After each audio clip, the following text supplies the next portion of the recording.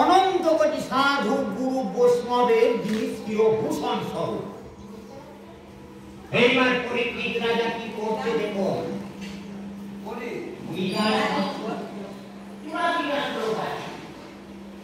ভাগবতে 18,000 শ্লোক, 18,000।